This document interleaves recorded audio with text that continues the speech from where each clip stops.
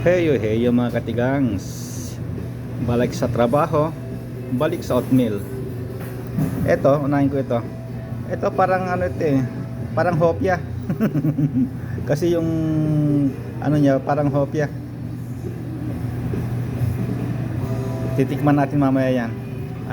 Ang aking panulak ay brewed coffee na walang halong biro. Ito kasi yung pure honey ay ilalagay dyan sa oatmeal. Tikman ko ito kasi parang ano eh, parang hopya eh, may style eh. Ayan, parang hopya yung yung ano niya, style niya.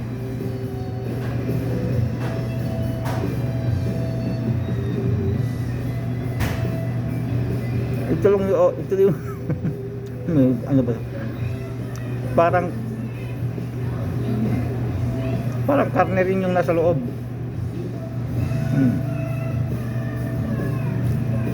Parang mas makunat lang sa hopya.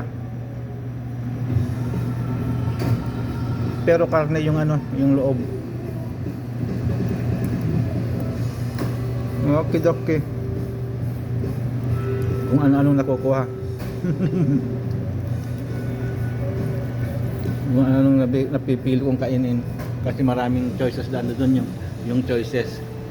Ayan.